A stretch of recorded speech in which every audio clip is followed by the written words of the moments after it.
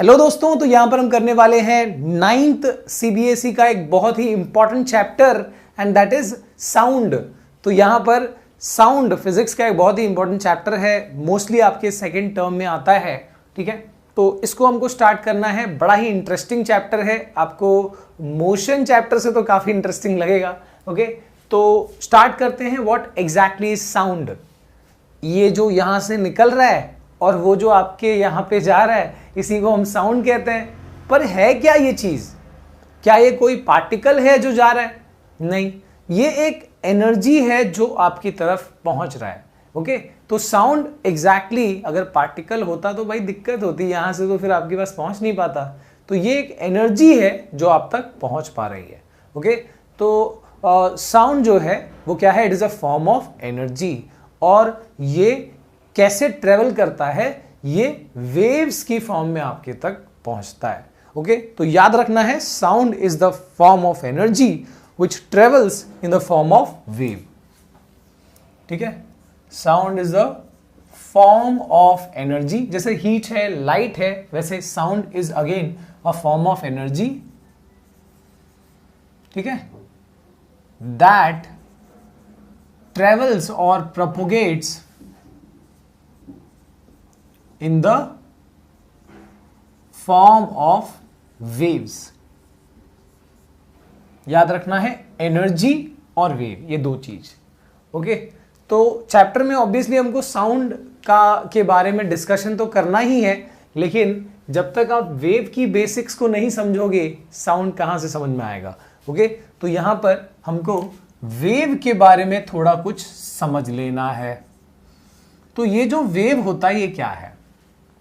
जैसे आप एक अपने स्ट्रिंग ले लिया, एक धागा ले लिया, ठीक है, और उस धागे से आपने उसको एक इस साइड की वॉल में बांध दिया, एक इस तरफ की दीवार में बांध दिया, एकदम टाइटली उसको हेल्ड कर दिया, बांध दिया, एकदम टाइट है, एकदम स्टिफ। और उसको अब मैं टिचकी दे रहा हूं, तो ये टिचकी से जो ये प्रोड्यूस हो रहा है ना, इस मीडियम के अंदर, इस थ्रेड के अंदर जो ये चीज प्रोड्यूस हुई, that is a wave.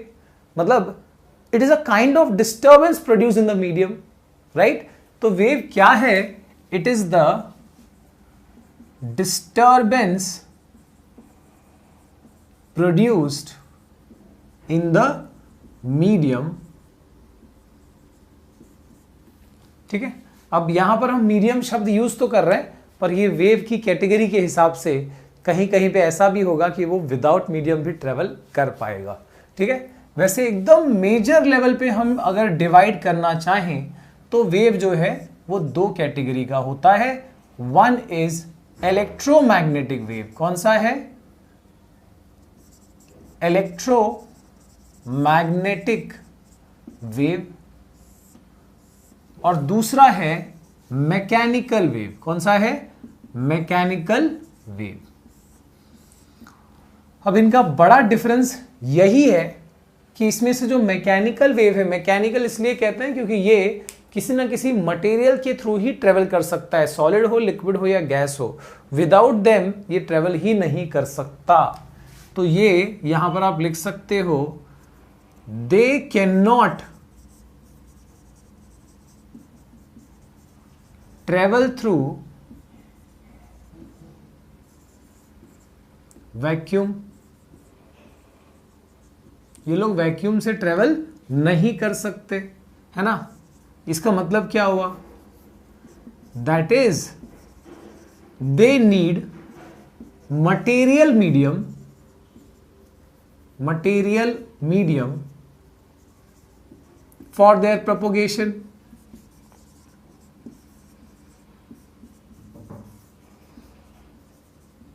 Okay, तो साउंड जो है वो यहां पर मैकेनिकल वेव्स में ही आता है वो। ठीक है, यहां पर अब हम एग्जांपल्स में देखेंगे उसको, बट फिलहाल कोई भी mechanical wave in general they can not travel through vacuum, है ना?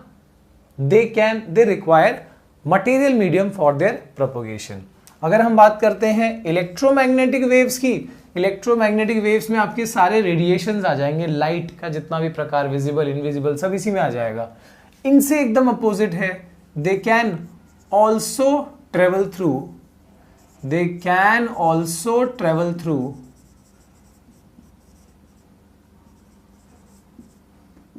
वैक्यूम।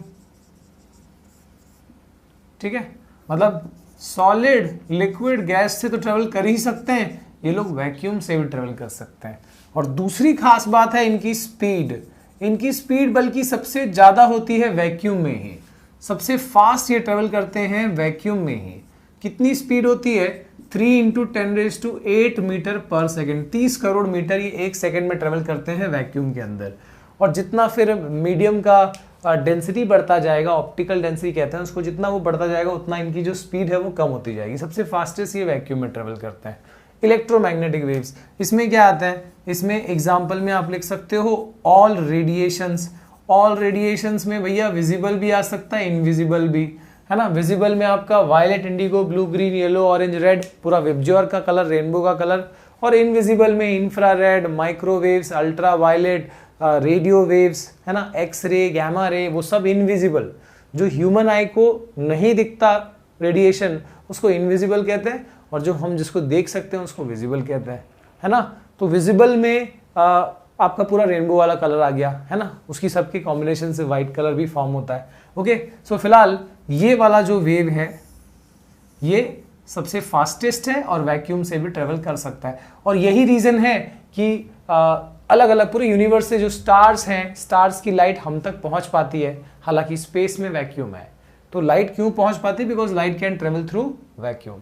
ठीक है, व्हेन आई से mechanical wave they can not travel through vacuum, इसके एग्जाम्पल में हमने क्या लिखा है ना, स्पीड इनकी कंपेरेटिवली कम होती है, speed is less compare to, है ना, much less compare to electromagnetic waves.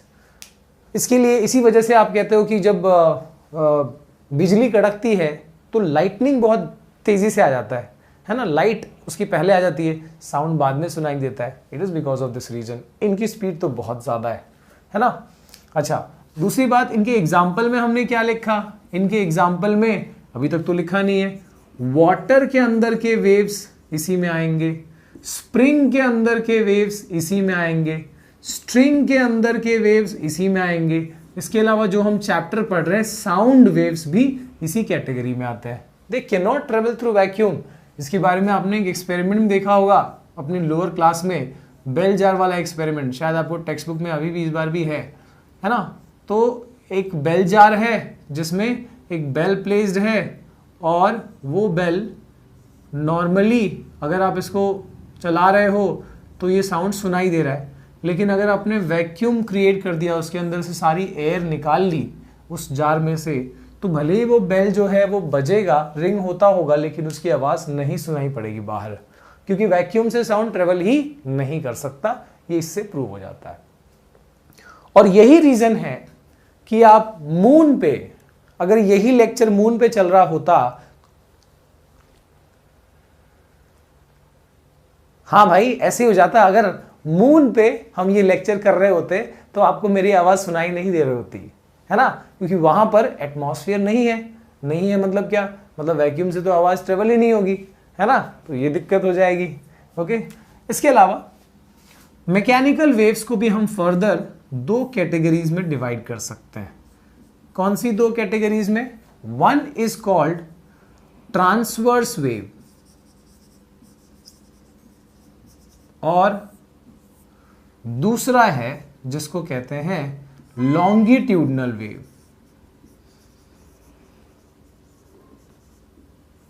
So what are transverse waves?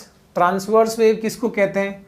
इसमें मैं डायरेक्टली आपको एग्जांपल देके इसका मतलब समझा देता हूं। जो स्ट्रिंग के अंदर का यानी धागे के अंदर का जो वेव्स होता है, ठीक है, ये बिल्कुल इस लाइट वेव की तरह ही रहेगा, है ना। तो इसमें क्या होगा, मान लो इसको दोनों साइड से आपने टाइट किया हुआ है, तो इसमें अगर वेव क्रिएट किया हमने, डिस्टर्बेंस क्रिएट करी, तो वो ऐसे ट्रेवल कर रहा है। मतलब वेव कैसे जा रहा है? ऑब्वियसली इस जगह पे अगर हम देखें तो वेव हॉरिजॉन्टल जा रहा है, और वेव के करस्पॉन्डिंग जो पार्टिकल है मीडियम का, मान लो यहाँ पर आपने एक पार्टिकल अज्यूम किया इस मीडियम का, ये पार्टिकल का वाइब्रेशन सिर्फ क्या हो रहा है? सिर्फ अप एंड डाउन हो रहा है। तो आप देख सकते हो वेव और पार्टिकल के मोशन के बीच में देयर इज परपेंडिकुलरिटी, और जब भी परपेंडिकुलर होगा तो याद रखना वो कौन सा वाला वेव होगा? ट्रांसवर्स। ठीक है, तो व्हाट इज ट्रांसवर्स वेव?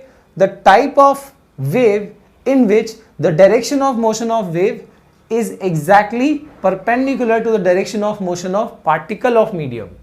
ठीक है, उस मीडियम का, उसके अंदर मीडियम का पार्टिकल का जो वाइब्रेशन है और वेव का जो मोशन है वो दोनों आपस में क्या है? 90 डिग्री पे है। तो ये ट्रांसवर्स वेव कहलाता है। Example is wave in a string और एनी इलेक्ट्रोमैग्नेटिक वेव, ये सब ट्रांसवर्स में। ठीक है, लॉन्गिट्यूडनल में, इसमें आप एग्जाम्पल याद रखो, स्प्रिंग के अंदर का वेव। तो स्प्रिंग के अंदर की वेव के लिए आपको क्या करना है? एक साइड से वॉल का सपोर्ट और एक साइड से आपने स्प्रिंग को वाइब्रेट करवाया। तो इसमें क्या होगा? जो वेव है वो ऑब्वियसली ऐसे जा रहा है, मतलब इसमें कैसे वाइब्रेट करवाना है? स्प्रिंग को खींच के छोड़ दिया तो वो ऐसे वाइब्रेट कर रहा है। तो वेव तो ऐसे ट्रेवल कर रहा है, पर आप पार्टिकल को भी देख लो जरा, वो बैक एंड फोर्थ मूव कर रहा है, अप एंड डाउन मूव नहीं कर रहा। तो यानी वेव और पार्टिकल के मोशन को देखो तो वो आपस में पैरेलल हो गए, और अगर पैरेलल हो गए तो उसको हम कहते हैं longitudinal wave. The type of wave in which direction of motion of particle या direction of vibration of particle is exactly parallel to the direction of motion of wave, तो उसको हम क्या कहते हैं? लॉन्गिट्यूडनल वेव कहते हैं। एग्जाम्पल में आपका स्प्रिंग के अंदर का वेव हो गया। ठीक है, और इसी के एग्जाम्पल में आता है हमारा साउंड वेव भी। साउंड में भी क्या होता है कि जहां से भी साउंड प्रोड्यूस होती है, मान लो एक स्पीकर है, इसमें से साउंड प्रोड्यूस हो रही है, तो वो साउंड क्या करता है? वो अपने आसपास की पार्टिकल को कंप्रेस करता है, पुश करता है वो एनर्जी, जिसकी वजह से पार्टिकल्स कहीं कंप्रेस दिखेंगे, कहीं पे खुले दिखेंगे, और फिर कहीं पे कंप्रेस दिखेंगे, है ना? पुश क्रिएट करता है। तो असल में जो ये साउंड क्रिएट हो रही है बिल्कुल स्प्रिंग के मोशन की तरह हो रही है। जो मैं आवाज़ यहाँ से जो निकल रहा है ना, साउंड बॉक्स से, ये आवाज़ यहाँ से क्या कर रहा है? प्रेशर क्रिएट कर रहा है, जिससे इधर के एयर कॉलम मूव कर रहे हैं, पुश हो रहे हैं और पुश हो रहे हैं और फिर पीछे आ रहे हैं। तो यानी ये वाइब्रेट कर रहा है और उसके बाद में फिर अगला पार्टिकल को एनर्जी मिलेगी, वो वाइब्रेट करेगा, फिर उसके बाद नेक्स्ट पार्टिकल को एनर्जी मिलेगी, वो वाइब्रेट करेगा। मतलब ये पार्टिकल उधर तक नहीं पहुंच रहा, ये पार्टिकल जगह पे वाइब्रेट कर रहा है, वो सिर्फ एनर्जी दे रहा है उसके नेबरिंग पार्टिकल को। इसकी वजह से फिर वो स्प्रिंग की तरह वाइब्रेट करता हुआ और एनर्जी को शिफ्ट करता जाएगा, आगे के पार्टिकल भी वाइब्रेट होते जाएंगे। Okay, so this is how sound travels. यानी आप यहाँ पर साउंड के बारे में एक और चीज सीख लोगे, दैट इज साउंड भी किसी ना किसी वाइब्रेशन से क्रिएट हुआ है ना?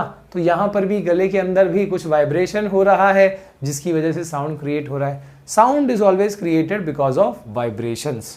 ठीक है, अच्छा, अभी हमने वेव के बारे में यहाँ तक तो डिटेल देख लिया, अभी थोड़ा सा और डिटेल हमको वेव के बारे में समझना है, ताकि फिर हम बहुत इजीली साउंड चैप्टर को कर पाएंगे। ओके, तो इसमें हमको वेव, अगर हमें वेव की एग्जैक्टली बात कर रहे हैं तो कुछ क्वांटिटीज़ हैं, कुछ ऐसे पैरामीटर्स हैं जो आपको पढ़ने हैं, जैसे wavelength, amplitude, time period, frequency. ये ऐसी कुछ चीज़ें हैं जो हमको इस चैप्टर में जाननी है। ठीक है, उससे पहले आप ये याद रखो कि इसको हम एक वेव कह सकते हैं, जैसे दिस इज वन वेव। अब इस वेव के ऊपर वाले पार्ट को क्रेस्ट कहा जाता है और इस वैली वाले पार्ट को ट्रफ कहा जाता है। सो इस ट्रांसवर्स वेव में क्रेस्ट ये हो गया, ट्रफ ये हो गया, फिर ट्रफ के बाद ऑब्वियसली क्या होगा? क्रेस्ट ट्रफ, यानी there is alternate crest and trough present in case of transverse wave. वैसे ही लॉन्गिट्यूडनल वेव को अगर आप ध्यान से देखो तो उसमें भी क्या होता है, कहीं पार्टिकल बहुत कंप्रेस्ड है, कहीं पे दूर है, कहीं पे कंप्रेस्ड है फिर दूर है ना? वहां पर अल्टरनेट ऐसा पैटर्न आपको दिखेगा। तो इसमें क्या कहते हैं, जहां पर बहुत ज्यादा पार्टिकल्स क्लोज हैं, इसको कहते हैं कंप्रेशन।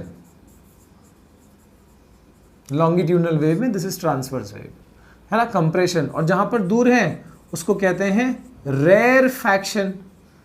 तो जैसे यहां पर क्रेस्ट और ट्रफ का प्रेजेंस है अल्टरनेट, वैसे इधर पे compression, rarefaction, compression, rarefaction, compression and rarefaction. There is alternate compression and rarefaction present in case of longitudinal wave, और यही चीज ट्रांसवर्स वेव में आपको क्रेस्ट और ट्रफ की फॉर्म में मिलेगी।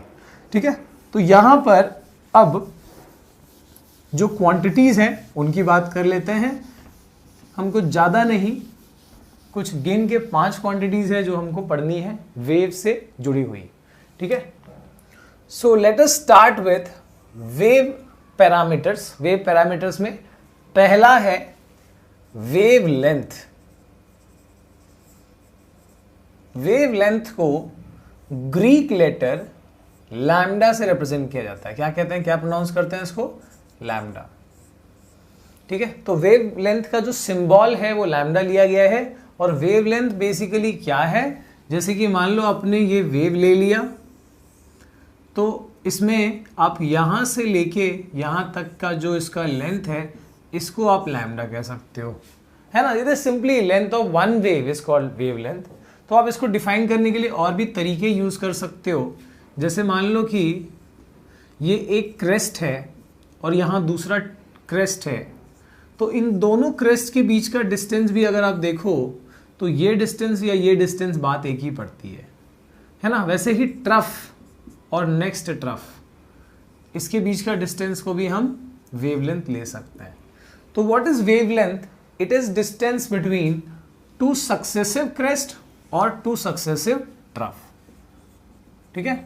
डिस्टेंस बिटवीन 2 सक्सेसिव क्रेस्ट और ट्रफ, इसको हम क्या कहते हैं, इसको हम वेवलेंथ कहते हैं। लेंथ है तो भैया एसआई यूनिट क्या होगी, एसआई यूनिट इसका मीटर हो जाएगा। Obviously SI unit will be metre, okay.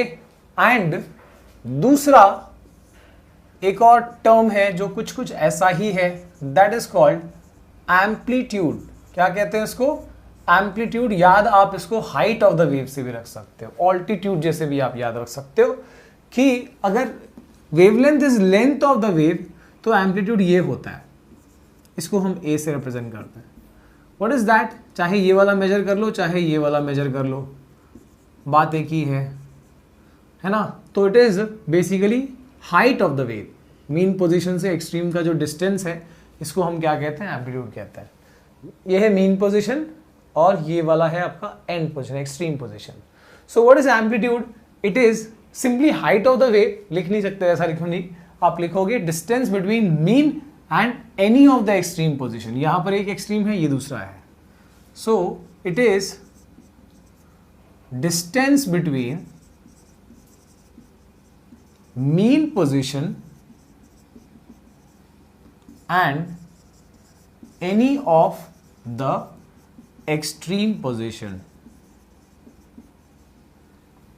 ठीक है। ए से रिप्रेजेंट होता है, इसकी एसआई यूनिट भी लेंथ ही है ना एक तरीके से, तो इसका भी एसआई यूनिट क्या होगा, मीटर ही होगा, ठीक है। इसके बाद नेक्स्ट हम जो टर्म देखने वाले हैं, वेवलेंथ हो गया, एम्पलीट्यूड हो गया, इसके बाद है टाइम पीरियड। इसको टी लेटर से रिप्रेजेंट किया जाता है। और टाइम पीरियड यानी क्या, जैसे मान लो कि ये एक धागा है और इस धागे का एक पॉइंट, हमने इस मीडियम का एक पॉइंट ले लिया और इस पॉइंट से एक वेव को पूरी तरह से निकल जाने में, पूरी तरह से इस पॉइंट को क्रॉस कर देने में, है ना, कितना टाइम लगा, उसको हम क्या कहते हैं, उसको हम टाइम पीरियड कहते हैं, ठीक है। तो यानी कि what is time period, what is capital T? It is the time required by one wave to pass through या to cross a given point of the medium, ठीक है। Time required by one wave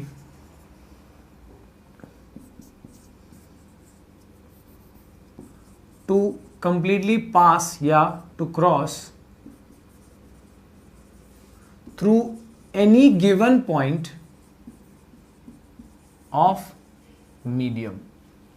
time है तो भैया ऐसा unit क्या होगी इसकी, सेकेंड यूनिट। इसका रिप्रेजेंटेशन तो हमने कैपिटल टी दे ही दिया है, ठीक है। नेक्स्ट जो हमको चौथी क्वांटिटी यहां पर देखनी है, इसी से बहुत कुछ मिलती जुलती, and that is called the frequency of wave. Frequency के लिए भी एक ग्रीक लेटर है व्हाट इज दिस? इसको न्यू कहा जाता है, NU, not MU, it's new. Representation है फ्रीक्वेंसी का, बहुत लोग F से भी रिप्रेजेंट करते हैं, कोई दिक्कत नहीं, ठीक है। तो फ्रीक्वेंसी जो है वो एग्जैक्टली क्या है वो देखो। अगर एक वेव को पास होने में अगर हमने टाइम मेजर कर लिया, तो हम एक और चीज मेजर कर सकते हैं कि भैया इस पॉइंट से एक सेकेंड में कितने वेव्स पास हो जाते हैं। तो अगर एक सेकेंड में मान लो 3 वेव्स पास हो गए, तो हम फ्रीक्वेंसी कहेंगे 3 वेव पर second. What is frequency? It is the number of waves passing in 1 second. ये क्या था? 1 वेव को जाने में क्या टाइम लगता है, इट इज, और ये फ्रीक्वेंसी क्या है? Number of wave passing in 1 second. Number of waves passing through any given point of medium in 1 second। ठीक है, इसकी SI यूनिट क्या होती है? SI यूनिट इसकी वेव्स पर सेकेंड, उसी को हम हर्ट्ज कहते हैं, ठीक है। HZ से रिप्रेजेंट किया जाता है, इट इज हर्ट्ज, ठीक है। साइंटिस्ट का नाम है, यहां पर यूनिट के लिए भी यूज किया गया है। ओके, तो आप फ्रीक्वेंसी और टाइम पीरियड में एक रिलेशन भी निकाल सकते हो। जैसे मान लो कि अगर एक सेकेंड में एक पॉइंट से 2 वेव्स निकलता है, एक सेकेंड में 2 वेव्स, तो फ्रीक्वेंसी कितनी हो गई? Frequency has become 2 hertz. और टाइम पीरियड कितना हो गया? एक सेकेंड में अगर 2 वेव्स निकल रहे हैं, मतलब एक वेव को जाने में कितना? हाफ सेकेंड लगा। हाफ सेकेंड यानी कैसे निकाल लोगे आप? T इज इक्वल टू 1/न्यू, है ना, 1/2 कर रहे हो आप, तो यानी आपका फ्रीक्वेंसी और टाइम पीरियड का एक रिलेशन हो गया, that is T is equal to 1/न्यू, या फिर nu is equal to 1/T। And lastly जो हमको यहां पर एक क्वांटिटी जाननी है, दैट इज वेव वेलोसिटी या फिर वेव स्पीड। इसको V से रिप्रेजेंट करते हैं, और ये क्या है? वेव वेलोसिटी या वेव स्पीड क्या है? It is distance covered per unit time. Distance covered by the wave. Distance covered by the wave per unit time. ठीक है, यानी speed is equal to distance upon time. Very simple, ठीक है। और इसका एक और फॉर्मूला है जो आपको चैप्टर में काफी टाइम यूज होगा, ठीक है। इसको हमको प्रूव नहीं करना है, फॉर्मूला याद रखना है। स्पीड, वेव स्पीड या wave velocity is also given by new into lambda. यानी अगर फ्रीक्वेंसी और वेवलेंथ को मल्टीप्लाई करोगे तो वेव वेलोसिटी जो है वो मिल जाएगी। वैसे इसका रिलेशन भी अगर डिराइव करना हो तो ज्यादा डिफिकल्ट नहीं है, आप ये कर सकते हो, ठीक है। और यहां पर न्यू को हम 1/T भी लिख सकते हैं, right. So this can also be given by what? λ/T भी लिख सकते हो आप वेव वेलोसिटी को। वैसे ये वाला याद रखो, velocity is equal to frequency into wavelength. Start करते हैं विद साउंड जो हम सुन सकते हैं और जो हम नहीं सुन सकते, राइट। तो जो साउंड हम सुन सकते हैं ना, उसको कहते हैं ऑडिबल साउंड। जो ह्यूमन ईयर डिटेक्ट कर सकते हैं उस साउंड को ऑडिबल साउंड कहते हैं, ठीक है। So this is detected, can be detected by human ear. Human ear के हिसाब से हम ये मेजर कर रहे हैं, दूसरे एनिमल्स का ये चीज डिफरेंट हो सकता है, ओके। अच्छा, और जो चीज हम नहीं, जो साउंड हम नहीं सुन सकते उसको हम कहते हैं इनऑडिबल।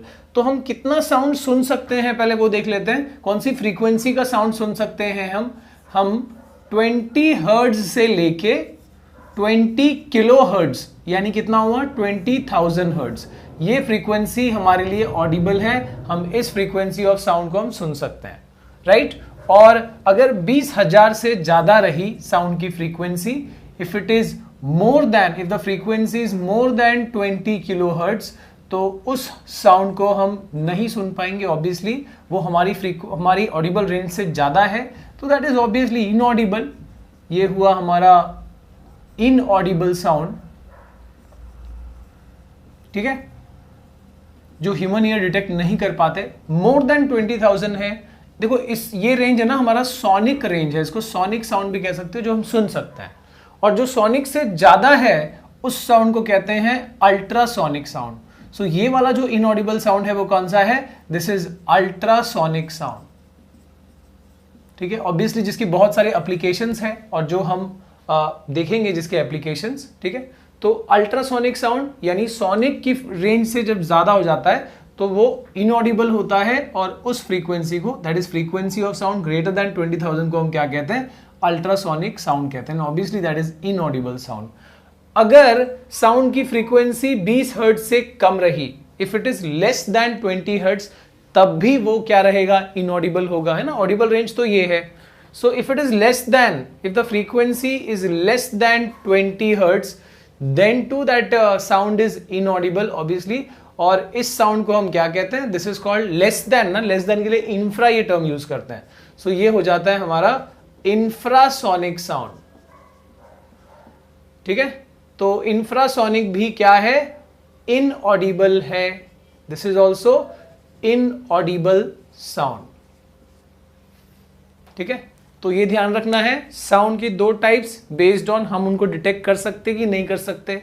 अगर हमारे ईयर्स उसको डिटेक्ट कर पा रहे हैं तो वो कौन सी साउंड होंगी, कौन सी फ्रीक्वेंसी रेंज में है? That is between 20 hertz to 20,000 hertz. इसको सोनिक या फिर ऑडिबल साउंड आप कह सकते हो। ठीक है, और जो हम नहीं सुन सकते, greater than 20,000, less than 20 hertz. Less than 20 hertz होगा तो ऐसी फ्रीक्वेंसी को हम इंफ्रासोनिक साउंड कहेंगे, ऐसे फ्रीक्वेंसी ऑफ साउंड को, and that is also inaudible.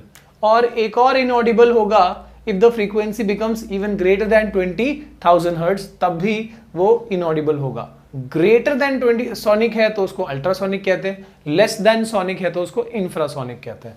तो ये चीज समझ लो आप, बहुत इंपॉर्टेंट है। ठीक है, कुछ एनिमल्स हैं जो अल्ट्रासोनिक भी डिटेक्ट कर सकते हैं, जैसे बैट हो गए। ठीक है, जो एक्चुअली इस चीज का तो वो यूज करते हैं अपने एकोलोकेशन में। ठीक है, उसके एप्लीकेशन को भी हम देख लेते हैं। एग्जैक्टली यहाँ पर कोई ज्यादा बड़ा नहीं है। ठीक है, this is also based on ultrasonic, और ये कहो तो रिफ्लेक्शन ऑफ साउंड से भी जुड़ा हुआ है। तो रिफ्लेक्शन ऑफ साउंड का एक बेसिक चीज बता दूं, उसको क्या कहा जाता है? इट इज कॉल्ड एको। एको यानी क्या? This is reflection of sound. Reflection of sound को हम एको कहते हैं। और इस रिफ्लेक्शन ऑफ साउंड का भी एप्लीकेशन, एक एप्लीकेशन तो इसी में आ जाएगा। ठीक है, तो यहां पर मैं लिख देता हूं application of ultrasonic sound. Ultrasonic sound का क्या यूज है, क्या एप्लीकेशन है? तो इसमें सबसे पहले तो अपन ये बैट वाला ही कर लेते हैं, है ना। जो चिमगादड़ जो बैट होता है, अब ड्राइंग भले ही भाई थोड़ी भयंकर बनेगी। चिमगादड़ तो दिख रहा है, ऐसा भयंकर चिमगादड़। सही है, ठीक है यार। तो ये जो बैट है, ये अपने दो चीजों में इसको डिफिकल्टी है। देखो, एक तो ये नॉक्टर्नल एनिमल है, यानी ऐसा एनिमल जो रात में अपना एक्टिविटीज करता है ना, जैसे आउल हो गए, है ना, कुछ स्नेक्स है। तो ये नॉक्टर्नल एनिमल है। और दूसरी बात ये है कि इसका आई साइट भी पुअर है। सो आई साइट भी पुअर है और रात में निकलता है, तब तो एकदम समझो अंधा ही हो गया। ठीक है, तो इस कंडीशन में वो क्या करेगा, वो कैसे अपना एक्टिविटीज करेगा? जैसे मान लो कि यहाँ पर एक कीड़ा है या एक इंसेक्ट है जो उड़ रहा है, और इस बैट को क्या करना है? इस इंसेक्ट को खाना है, और साथ में यहाँ पर एक ऑब्स्टेकल भी है, मान लो एक वॉल भी है। तो अब देखो क्या दिक्कत होगी, इसको दिखाई नहीं दे रहा वैसे भी, तो ये अपना खाना पीना शिकार कैसे करेगा? तो एक्चुअली ये अल्ट्रासोनिक साउंड प्रोड्यूस करता है, और ये अल्ट्रासोनिक साउंड यहाँ से जाएगी। ठीक है, और इधर पे तो टकरा जाएगी, और यहाँ से टकरा के वापस आएगी, और बाकी साउंड आगे भी जा रही है। ठीक है, तो अब होगा क्या कि जब ये साउंड रिफ्लेक्ट होके आएगी इंसेक्ट से भी और वॉल से भी ऑब्वियसली, तो अब ये उस चीज को डिटेक्ट कर लेगा, है ना। ये रिफ्लेक्शन को वो पकड़ लेगा, और पकड़ने के बाद उससे उसके माइंड में एक कैलकुलेशन बन जाता है कि इंसेक्ट कितनी डिस्टेंस पर है और ये ऑब्स्टेकल कितनी डिस्टेंस पर है। ठीक है, अब उसके हिसाब से ये समझो, this is called echolocation. Okay, इसको कहते हैं इकोलोकेशन। ठीक है, वो रिफ्लेक्शन ऑफ साउंड को यहाँ बेसिस बना रहा है अल्ट्रासोनिक साउंड प्रोड्यूस करके। ऑब्वियसली ये साउंड हम नहीं सुन पाएंगे, ठीक है। तो इस एकोलोकेशन की मदद से वो अपने शिकार को भी पकड़ लेता है और आगे ऑब्स्टेकल से भी बच जाएगा। यानी क्या, वो जो साउंड प्रोड्यूस कर रहा है, ठीक है, उस साउंड के वजह उसके रिफ्लेक्शन को सुन लेगा और जो इंसेक्ट है उसको खा भी लेगा और जो वॉल है उससे टकराएगा भी नहीं, है ना, साइड निकल जाएगा। अगर ऐसा नहीं होता, मान लो करते करते अगर रिफ्लेक्शन अगर उसका नहीं समझ में आता, उसको लोकेट नहीं कर पाता, तब तो जाके वॉल से भी टकरा जाता, वहीं बेहोश हो जाता, है ना। तो यानी कि इस चीज का उसको बहुत यूज होता है एकोलोकेशन का, ठीक है। इसके बाद दूसरी चीज, एक और इंपॉर्टेंट एप्लीकेशन अल्ट्रासोनिक साउंड का, दैट इज सोनार। क्या है भाई ये सोनार सिस्टम? सोनार सिस्टम जैसे एरोप्लेन्स के लिए रडार सिस्टम काम आता है, रेडियो डिटेक्शन एंड रेंजिंग। आसमान में कोई भी मेटल की कोई भी ऐसी एयरक्राफ्ट रहेगी तो पता पकड़ में आ जाएगी रडार सिस्टम में। वैसे यहाँ पर सोनार सिस्टम पानी के अंदर लोकेशन के लिए काम आता है। क्या है इसका full form? This is SO stands for sound, ठीक है। NA यानी नेविगेशन और R यानी रेंजिंग। तो ये हो गया साउंड, नेविगेशन एंड रेंजिंग, ठीक है। तो ये मतलब एग्जैक्टली अब कैसे काम कर रहा है देखो। जैसे मान लो कि ये शिप है, शिप सबमरीन सब में यूज होगा ऑब्वियसली। सपोज ये शिप है जिसका नाम है जाइजैनिक। हाँ भाई, टाइटैनिक का भाई है ये जाइजैनिक। अब ये जो शिप है इसमें नीचे की तरफ दो चीजें लगी है, एक जिसको कहते हैं ट्रांसमीटर और दूसरा जिसको कहते हैं receiver. So this is suppose transmitter और ये है रिसीवर। ट्रांसमीटर क्या करेगा? ये अल्ट्रासोनिक है ना, एप्लीकेशन ऑफ अल्ट्रासोनिक साउंड है, तो ऑब्वियसली अल्ट्रासोनिक साउंड प्रोड्यूस करेगा पानी के अंदर और ये साउंड ऐसे रिफ्लेक्ट होके मतलब ऐसे ट्रेवल करेगा, ट्रांसमिट होके जाएगा आगे पानी के अंदर से और उसके बाद रिफ्लेक्ट होके आएगा, रिसीवर उसको डिटेक्ट कर लेगा और जो वेलोसिटी पानी के अंदर की है वो नोन है और मतलब वो चीज़ यहाँ पर पता है और इसके अलावा कितना टाइम लगा वो पता है। इन दोनों को यूज़ करके क्या निकाला जा सकता है कि भैया ये कितना डेप्थ है पानी का, ये निकाला जा सकता है। डेप्थ निकालने की क्या ज़रूरत है, क्या फ़ायदा? ऑब्वियसली ये इतना बड़ा जहाज है, डेप्थ, सेफ डेप्थ होना चाहिए वहाँ पे। पता चला कि ये एकदम शैलो वाटर है और वहाँ पर जाके ये शिप फंस गई, तब तो यार पैसेंजर लोगों को ढकेलना पड़ेगा उतर के, बड़ी दिक्कत हो जाएगी, है ना। तो यानी कि इस चीज़ को ध्यान में रखते हुए और साथ में समझो कोई दुश्मन जहाज, दुश्मन का सबमरीन यहाँ से आ गया अचानक से, तो वो अचानक से कोई चेंजेस हुए तो भी यहाँ पर लोकेट हो जाएंगे, है ना।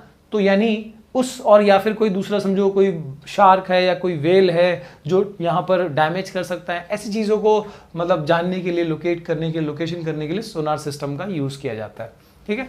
इसके बाद तो बैट हो गया, सोनार हो गया इंपॉर्टेंट एप्लीकेशंस में। इसके बाद थर्ड देख लो, third application of ultrasonic sound कि जैसे हमारे ये मेडिकल साइंस में यूज होता है इन case of USG। What is USG? Sonography सुनी होगी आपने, उसी को अल्ट्रा सोनोग्राफी कहते हैं, है ना। और ये भी एक मशीन लगाई जाती है ना, जैसे मान लो कि हमको किडनी स्टोन की दिक्कत है या फीमेल्स में प्रेगनेंसी है तो बच्चे का हेल्थ, ये सब चीज़ चेक करने के लिए, है ना। या मान लो ऑपरेशन किया था किसी डॉक्टर ने और पेट में मोबाइल छोड़ दिया, है ना, तो बंदा जो है वाइब्रेशन करते हुए आ रहा है, तो ऐसी चीज़ें जो है कैसे डिटेक्ट करी जाएगी? तो ऑब्वियसली यहाँ पर उस केस में, है ना, एक मशीन लगाई जाती है बॉडी पार्ट्स पे और वो मशीन क्या करेगी, अंदर अल्ट्रासोनिक साउंड प्रोड्यूस करेगी और उसका रिफ्लेक्शन की वजह से जो इमेजिंग बनेगी कंप्यूटर स्क्रीन पे, उसका एक अप्रॉक्स इमेज जो है समझ में आएगा, जिससे कुछ डिफरेंट अगर वहाँ प्रेजेंट है तो उसका हम वहाँ पर डिटेक्शन कर पाएंगे, है ना। तो यहाँ पर ये अल्ट्रासोनिक साउंड का आपका मेडिकल साइंस में भी बहुत ज़्यादा एप्लीकेशन है, सोनोग्राफी में, है ना। इसके बाद फोर्थ एप्लीकेशन में आप देख सकते हो जैसे मान लो कि मैं कोई किसी कंट्री में गया अपने फैक्ट्री के लिए, ठीक है, अपने समझो मेरा एक फैक्ट्री है जहाँ पर बहुत बड़े बड़े मशीन के पार्ट्स यूज़ होते हैं या मशीन चलती हैं, तो उसका पार्ट्स लेने के लिए मान लो कि मैं जापान गया और वहाँ पर इतना बड़ा मेटल का पार्ट है कि हम उसको ऐसे अंदर जाके उसमें तो देख नहीं सकते। तो अब इस मेटल के पार्ट को कैसे चेक किया जाएगा कि इसमें ये बिल्कुल परफेक्ट है या कुछ क्रैक या कुछ फ्लॉज है इसके अंदर।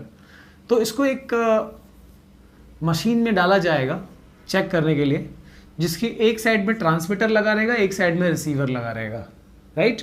ट्रांसमीटर यहाँ से अल्ट्रासोनिक साउंड प्रोड्यूस करेगा और वो साउंड ट्रेवल करेगी यहाँ से, वो नॉर्मली स्ट्रेट जाएगी अगर कोई दिक्कत नहीं है तो। अगर मान लो कहीं पे क्रैक या कुछ फ्लॉ है तो साउंड वहाँ से डिफ्लेक्ट रिफ्लेक्ट चाहे जो भी हो जाए, ठीक है। तो यानी यहाँ पे अगर मतलब जा भी रही है तो प्रॉपर डिटेक्ट नहीं होगी, जिस वजह से पता चल जाएगा कि कहीं ना कहीं कुछ ना कुछ फ्लॉज है। यहाँ पर रिसीवर में हमको ये चीज़ डिटेक्ट हो जाएगी, ठीक है। तो यानी कि इस चीज़ में भी है ना, मेटल पार्ट्स या big metal parts of machineries को के अंदर की फ्लॉज को चेक करने के लिए भी अल्ट्रासोनिक साउंड का यूज़ किया जा सकता है। ओके, ये हो गया। इसके बाद हम एक और बहुत इंपॉर्टेंट चीज़ डिस्कस करेंगे कि अगर मान लो सपोज ये जो रिफ्लेक्शन ऑफ साउंड है, ठीक है, उसका हम डिटेल के ऊपर आते हैं। उससे पहले हम एक चीज़ और यहाँ पर डिस्कस कर लें, एंड दैट इज कि साउंड का डिपेंडेंस ऑन टेम्परेचर, साउंड का स्पीड के बारे में, ठीक है। सबसे पहली बात, so all about speed of sound.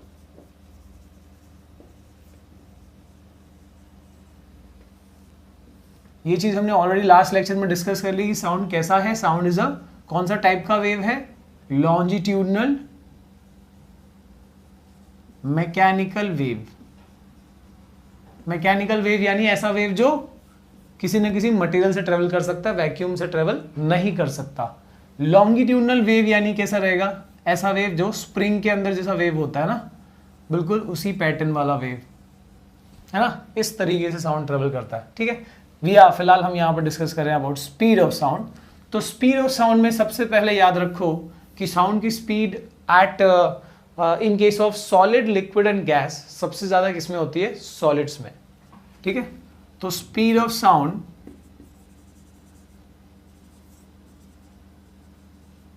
In solids is greater than that in liquids and that is greater than that in gases। यानी सबसे ज्यादा साउंड की स्पीड सॉलिड में है, उससे कम लिक्विड में और सबसे कम गैसेस में, ठीक है। अगर हम रूम टेम्परेचर की बात करें या एट 0 डिग्री सेल्सियस हम एयर की बात करें, अपने एटमॉस्फेयर में 0 डिग्री सेल्सियस में साउंड की स्पीड इज 332, अप्रोक्सीमेट है भाई ये, 332 मीटर पर सेकेंड, ठीक है। अब रूम टेम्परेचर में इसको 342 या फिर अप्रोक्स 340 भी लिया जा सकता है, 340 मीटर पर सेकेंड। तो यानी इसका मतलब क्या हो, देखो कि साउंड की स्पीड टेम्परेचर के बढ़ने के साथ साथ बढ़ रही है। तो we can check that also, ठीक है, वो चीज भी आपको याद रखनी है। Speed of sound increases with increase in temperature. Temperature बढ़ने के साथ साउंड की स्पीड बढ़ती है। किस वैल्यू से? वो देखो, अगर आपका टेम्परेचर बढ़ रहा है बाय 1 डिग्री सेल्सियस तो स्पीड ऑफ साउंड बढ़ेगी बाय 0.6 मीटर पर सेकेंड। यानी speed of sound increases by 0.6 metre per second for every 1 degree Celsius rise in temperature, ठीक है। तो यानी अगर मान लो कि 37 डिग्री सेल्सियस पे अगर ये 340 मीटर पर सेकेंड है तो 38 पे कितना होगा? ऑब्वियसली 340 प्लस 0.6 यानी 340.6 मीटर पर सेकेंड। ये चीज को समझ लो, ठीक है। स्पीड ऑफ साउंड इंक्रीज होती है with the increase in temperature. और एक चीज यहां पर क्या बताई हमने इंपॉर्टेंटली कि साउंड की स्पीड सबसे ज्यादा सॉलिड में, फिर लिक्विड में और फिर गैसेस में, ठीक है। कमिंग टू यहां पर स्पीड ऑफ साउंड के बारे में हो गया। साउंड से जुड़ा हुआ कुछ टर्म्स और हम देख लेते हैं, मतलब एज अ डिफरेंस कह सकते हो आप। यहां पर कुछ डिफरेंसेस जैसे intensity of sound and loudness, ठीक है। दूसरा है टोन एंड नोट, साउंड का टोन और साउंड का नोट। और एक और डिफरेंस आप याद रखो, that is the difference between melody and noise. एक एक से मतलब सिंपल टर्म्स में हम इसको याद रखेंगे, ज़्यादा मतलब हमको ऐसा नहीं कि बहुत सारी पॉइंट्स करनी है, एक एक जो टर्म है इंपॉर्टेंट जिससे हम इसको याद रख सकते हैं, ध्यान रख सकते हैं, वो चीज़ हम देखेंगे। इंटेंसिटी ऑफ साउंड, साउंड का इंटेंसिटी का मतलब होता है, जैसे आप टीवी का अपने साउंड का वॉल्यूम बढ़ाते हो या इस वीडियो का मान लो आप वॉल्यूम बढ़ा रहे हो, तो वॉल्यूम बढ़ाने का मतलब क्या है ना? इंटेंसिटी इज द एक्चुअल, इसी को वॉल्यूम कहते हैं, the actual volume of sound produced by source, है ना? जो साउंड का सोर्स है वो एग्जैक्टली कितना वॉल्यूम का साउंड प्रोड्यूस कर रहा है, उस चीज को हम क्या बोलते हैं? उसको हम इंटेंसिटी कहते हैं, ठीक है। And when you talk about loudness, थोड़ा फर्क है इंटेंसिटी और लाउडनेस में। लग तो रहा है कि भाई ये भी लाउडनेस मतलब ही तो वॉल्यूम ही हुआ, ठीक है, पर थोड़ा डिफरेंस है। जैसे इंटेंसिटी जो एक्चुअली उसने साउंड प्रोड्यूस किया, जैसे मान लो टीवी चल रही है फुल वॉल्यूम में, ठीक है, और एक बंदा है जिसने जो उसको डायरेक्टली सुन रहा है ना, एक है जो मान लो उसने अपने कान पे या कॉटन लगाया या ईयर मफ लगाया है, जिसकी वजह से उसको उस टीवी की साउंड जो है कम सुनाई पड़ रही है, ठीक है। तो यानी इससे क्या हुआ, इससे हम ये कह सकते हैं कि loudness for the first boy, है ना, is greater and that for the second is less. तो लाउडनेस यानी कि वो लिसनर पे डिपेंड करता है कि वो खुद सोर्स से कितनी दूरी पे है, या उसका कान कितना परफेक्ट है ना, या क्या ऑब्स्टेकल्स है बीच में, ये सब चीजों पे। तो it is the volume of sound as per detected by listener, ठीक है। लिसनर कितना वॉल्यूम डिटेक्ट कर पा रहा है साउंड का, उसको हम क्या कहते हैं? उसको हम लाउडनेस कहते हैं। Coming to tone and note. अब ये टोन और नोट में क्या फर्क है? टोन यानी एक सिंगल फ्रीक्वेंसी साउंड, जैसे हम मोबाइल का कीपैड अगर प्रेस करें, है ना, एक टॉ टिंग, है ना, या फिर आप जो पियानो में एक सिंगल बटन प्रेस करो, तो जो एक चीज, एक सिंगल फ्रीक्वेंसी साउंड जो निकल के आती है ना, दैट इज कॉल्ड टोन। और नोट अपने म्यूजिक में, है ना, म्यूजिक की भाषा देखी हुई, उसमें अलग अलग तरीके से नोट, म्यूजिकल नोट लिखे गए होते हैं, तो यानी उसमें अलग अलग फ्रीक्वेंसी की साउंड को मिला के और नोट बनता है। जैसे आपकी इंग्लिश में या किसी लैंग्वेज में वर्ड्स मिलते हैं तो सेंटेंस बनता है, वैसे यहां पर टोन, जब बहुत सारे टोन का आपस में कॉम्बिनेशन होगा तो नोट बनता है ना। So what is tone? It is a single frequency sound. What is note? It is set of tones, set of tones, ठीक है, फॉर्म नोट। बहुत सारे टोन साथ में आएंगे तो नोट बनेगा, है ना, म्यूजिकल नोट बनेगा। मेलेडी एंड नॉइस, क्या फर्क है मेलेडी और नॉइस में?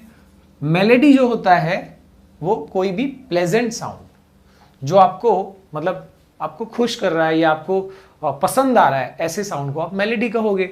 और जो साउंड आपको इरिटेट कर रही है, that sound will be what? उसको हम नॉइस कहेंगे, राइट। तो यानी एक ही चीज, मान लो कि एक किसी सिंगर का, मैं नाम नहीं लूंगा, किसी सिंगर का मान लो गाना चल रहा है, ठीक है। अब कोई नया सिंगर है, एकदम रैप वाला, एकदम, है ना, एकदम ढिंचैक वाला गाना चल रहा है, तो अब क्या होगा कि हमारे लिए, सपोज हमको बहुत पसंद आ रहा है वो गाना, हम 10 बार उसको सुन रहे हैं, है ना, फुल वॉल्यूम करके हम 10 बार सुन रहे हैं। हमारे पेरेंट्स को अगर वो गाना पसंद नहीं आ रहा है, हमारे डैडी को या दादाजी को या मम्मी को पसंद नहीं आ रहा है, तो उनके लिए वही गाना जो है वो नॉइज है, और हमारे लिए वो बहुत मजा आ रहा है उसको सुनने में, तो दैट इज अ कह सकते हो आप मेलेडी। तो what is melody? It is a pleasant sound, ठीक है। और नॉइज क्या है? Obviously this is unpleasant sound, ठीक है, प्लेजेंट एंड अनप्लेजेंट साउंड। सो ये डिफरेंस भी आप याद रखो इसमें, मतलब काफी टाइम ऐसा होता है कि चीजें पूछी जाती हैं, ओके, तो ये भी आप याद रखो। इसके अलावा आपको ईयर का डायग्राम आपको दिया गया है, जो आपको लास्ट ईयर के मतलब बुक में भी था, और कुछ डिफरेंट नहीं है उसमें, ठीक है। तो आप बस उसमें नॉर्मली डायग्राम देख लो, क्या क्या पार्ट्स हैं, है ना, हैमर, एनविल, मतलब आपका एक्सटर्नल ईयर, मिडिल ईयर है, ठीक है, इसके अलावा इनर ईयर है, तो कैसे वो साउंड को डिटेक्ट करता है और कैसे वो इसको एम्पलीफाई किया जाता है और फिर सिग्नल ब्रेन तक भेजा जाता है। तो वो चीज़ें हैं वहाँ पर, कुछ ज़्यादा मतलब बहुत ज़्यादा टफ कुछ नहीं है, तो वो देख सकते हो आप। मैं यहाँ पर एक चीज़ और डिस्कस करना चाहूँगा, दैट इज़ यहाँ पर अगर हम बात करें हमारे ऑडिटोरियम के डिज़ाइन की, ठीक है, या हॉल्स कैसे डिज़ाइन किए जाते हैं, वो कुछ इस तरह डिज़ाइन किए जाते हैं कि उसमें ज़्यादा मल्टीपल रिफ्लेक्शन ऑफ साउंड ना हो। क्योंकि अगर मल्टीपल रिफ्लेक्शन ऑफ साउंड होगा ना तो उससे क्या होगा, उससे साउंड जो है वो मतलब गूंजेगी आवाज़, और जिसकी वजह से लिसनर को साउंड को सुनने में दिक्कत होगी। इसलिए यहाँ पर ऑडिटोरियम के हॉल्स के डिज़ाइन कुछ ऐसे किए जाते हैं कि वो ज़्यादा मल्टीपल रिफ्लेक्शन ऑफ साउंड ना करे। जैसे कि आप देख सकते हो ऑडिटोरियम का जो हॉल होता, जो उसका सीलिंग होता है ना, वो हमेशा कर्व्ड होता है, ठीक है। उसका जो वॉल्स होगा ना, जो उसमें वॉल्स होगा वो हमेशा कैसा रहेगा, वो रफ रहेगा। रफ सरफेस अच्छा साउंड अब्जॉर्ब कर लेते हैं, हमको साउंड को यहाँ रिफ्लेक्ट नहीं करना है, because that multiple reflection of sound, multiple reflection को क्या कहते हैं पता है आपको, दैट इज कॉल्ड रेवर्बरेशन। तो multiple reflection of sound causes confusion, और इस कंफ्यूजन को क्या कहते हैं, दिस इज कॉल्ड रेवर्बरेशन। तो जो आवाज का जो गूंजना है उसको रेवर्बरेशन कहा जाता है, और वो हमको अवॉइड करना है, जिसके लिए हमने इसको कर्व सीलिंग बना दी। मान लो यहाँ पर स्टेज है, यहाँ पर साउंड प्रोड्यूस हो रही है, तो वो साउंड एक साथ जाके और टकराए ना, इसके लिए यहाँ पर स्टेप्स बने होते हैं। आपके सिनेमा हॉल्स में कहो या तो ऑडिटोरियम्स में कहो, स्टेप्स बने होते हैं, और फिर वहाँ पर चेयर्स रखी होती है उन स्टेप्स पे, है ना, स्टेप वाइज सरफेस पे।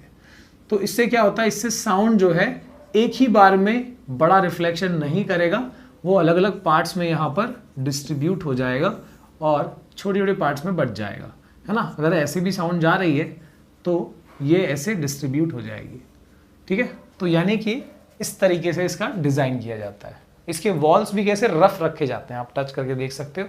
ऑडिटोरियम में, सिनेमा हॉल्स में वॉल्स को ऐसे रफ करा जाता है, ठीक है, जिससे कि साउंड का मल्टीपल रिफ्लेक्शन यानी रेवर्बरेशन ना हो, ठीक है।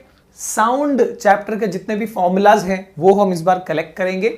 स्टार्ट करते हैं with the first one, and that is related to speed of sound. Okay, suppose ये सोर्स ऑफ साउंड है, ठीक है, और यहां पे कोई साउंड प्रोड्यूस हुआ और यहां पे कोई लिसनर है। तो सोर्स ऑफ साउंड और लिसनर के बीच में अगर डिस्टेंस है d, अगर टाइम लगा t, तो यहां पर हम सिंपल फॉर्मूला जो हमको पता है स्पीड के बारे में क्या लिख सकते हैं, speed is equal to distance upon time. Speed obviously है तो इसका ऐसा यूनिट क्या होगा, मीटर पर सेकेंड। पर यही चीज फ्रेंड्स, अगर यही चीज रिफ्लेक्शन ऑफ साउंड के लिए होगा तो यहां पर डिफरेंस देखना, but for reflection of sound, है ना, जिसको हम एको कहते हैं, तो यानी सपोज ये सोर्स ऑफ साउंड है, यहां से साउंड प्रोड्यूस हुआ, सामने जाके टकराया और फिर वापस आया। अब ये केस आपको सबमरीन में दिया हो या फिर एक सोर्स है, सामने वॉल है, साउंड टकरा के आया, ऐसे कहीं भी रिफ्लेक्शन ऑफ साउंड का दिया हो, तो इसमें क्या होता है ना, साउंड सेम डिस्टेंस दो बार ट्रेवल करता है, यहां से जा रहा है फिर यहां से आ रहा है। तो आपको अगर सोर्स और लिसनर के बीच में या सोर्स और रिफ्लेक्टर के बीच में अगर डिस्टेंस निकालना है तो ये डबल डिस्टेंस लेना होगा, जिसमें से आपको एक डिस्टेंस आपके काम आएगा, राइट। तो अगर डिस्टेंस है d, तो यहां पे फॉर्मूला क्या लगेगा, speed is equal to 2 times distance upon time, क्योंकि डबल डिस्टेंस वो ट्रेवल कर रहा है, वही सेम डिस्टेंस। तो ऐसे में जब 2d अपॉन t लिखोगे तब जाके आप जब d निकालोगे तो एग्जैक्टली वो डिस्टेंस होगा जो सोर्स ऑफ साउंड है और रिफ्लेक्टर के बीच में। तो ये डिफरेंस समझे, एक केस में है speed is equal to distance upon time, कब, जब सोर्स ऑफ साउंड और यहां लिसनर एक ही साइड जो है साउंड ट्रेवल कर रहा है, तो इसमें ये फॉर्मूला लगेगा। But when you have source of sound and सामने रिफ्लेक्टर है, साउंड जाके टकरा के वापस आ रहा है, ऐसे में speed is equal to 2d अपॉन t फॉर्मूला लगेगा। ओके, तो ये चीज आपको बहुत इंपॉर्टेंटली याद रखनी है इस पार्ट में। इसके अलावा वेव से जुड़ा हुआ भी फॉर्मूला इस चैप्टर के अंदर है। कौन सा है, ठीक है, लेट अस सी। जैसे कि ये एक साउंड वेव है, ठीक है, जिसका वेवलेंथ इज लैम्डा, ठीक है, साउंड का स्पीड है v, ओके, और यहां पर इस साउंड का फ्रीक्वेंसी को हम न्यू बोल रहे हैं। तो यानी frequency is new, this is speed of sound, और ये है वेवलेंथ। तो यहां पर इनका रिलेशन क्या है इन तीनों का, कोई भी दो चीज दिया होगा, तीसरा निकालना होगा, तो we can say v is equal to nu lambda, speed of sound. सिर्फ साउंड के लिए नहीं, एक्चुअली ये लाइट के लिए या कोई भी वेव के लिए हम लिख सकते हैं speed is equal to frequency into wavelength. बात को याद रखें। और यहां पर एक चीज और है जो आपके काम आ सकती है, it is the relation between time and frequency, है ना। फ्रीक्वेंसी मतलब क्या होता है, it is number of waves passing through crossing through a point पर सेकेंड, राइट। और टाइम पीरियड क्या है, एक वेव को जाने में क्या टाइम लगता है। तो इन दोनों का आपस में रिलेशन है, ठीक है। हमने ऑलरेडी इसके ऊपर पूरा चैप्टर का वीडियो बना रखा है, आपको डिटेल चाहिए तो आप वहां से देख सकते हो। वैसे वो रिलेशन क्या है कि फ्रीक्वेंसी और टाइम पीरियड रेसिप्रोकल, तो you can say T is equal to 1 upon nu, या फिर उल्टा लिख दो nu is equal to 1 upon T, है ना। तो इस हिसाब से ये चीज आप यहां भी अप्लाई कर सकते हो, है ना। तो ये फॉर्मूला जो है v is equal to nu lambda में न्यू की जगह 1/t लिख सकते हो, therefore v is equal to lambda by T. ये फॉर्मूला भी आपके काम आ सकता है। And the first question is, calculate the wavelength and time period of a tuning fork having frequency 512 Hz which is set to vibrate. The velocity of sound in air here is 320 meter per second. तो यहाँ पे हमको एक tuning fork दिया है जिसका frequency है 512 Hz, velocity of sound दी है 320 मीटर पर सेकेंड, ओके। हमको यहाँ पे पूछा गया है वेवलेंथ और टाइम पीरियड।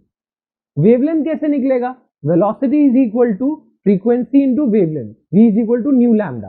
तो लैम्डा क्या होगा, will be v upon nu, that is 320 upon 512, कितना होगा 0.625 metre will be the wavelength. अब हमको टाइम पीरियड निकालना है। Time period is reciprocal of frequency, यानी t is equal to 1 upon nu, frequency कितना है 512, दैट इज 1 बाई 512, कितना होगा 0.00195 second will be the time period. And the second question is, a person observes smoke from a gun 1.4 seconds before he hears the bang. If the person is 476 meter away from the gun, we need to calculate the velocity of sound. अब यहाँ पे क्या दिया हुआ है कि एक person है और उससे कुछ डिस्टेंस पे एक गन फायर हुई, ठीक है। तो यहाँ पे जो डिस्टेंस है वो 476 मीटर दिया है, और जो साउंड है गन का वो इस पर्सन तक पहुंचने में कितना टाइम लगा है 1.4 सेकेंड। हमको यहाँ पूछा गया है what is the speed of sound, so that will be speed is equal to distance upon time होता है, यानी 476 अपॉन 1.4 कितना होगा 340 metre per second, okay. And the third question is, a ship on the surface of water sends a signal and receives it back after 4 second from a submarine which is inside the water.